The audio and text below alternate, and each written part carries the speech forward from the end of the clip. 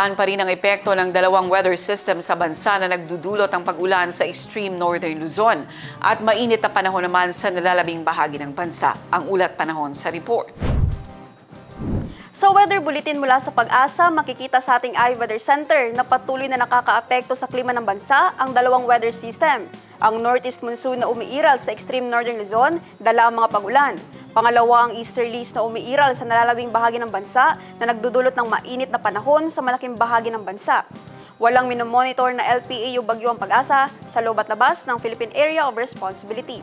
At para naman sa magiging lagay ng ating panahon bukas, sa Cotabato City, maglalaro ang agwat ng temperatura sa 23 to 31 degrees Celsius at 40% ang chance of rain.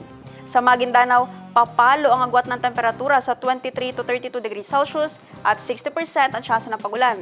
Sa Cotabato Province, maglalaro sa 22 to 32 degrees Celsius ang agwat ng temperatura at 40% ang chance ng ulan. 24 to 33 degrees Celsius naman ang magiging agwat ng temperatura sa Davao City bukas at 40% ang chance of rain. Sa Cagayan de Oro City, papalo sa 24 to 31 degrees Celsius ang agwat ng temperatura at 40% ang chance ng pagulan. 25 to 33 degrees Celsius naman ang magiging agwat ng temperatura sa Zamboanga City bukas at 50% ang chance ng ulan. Ang Lanao del Norte papalo bukas sa 22 to 29 degrees Celsius ang agwat ng temperatura at nasa 30% ang chance ng pagulan.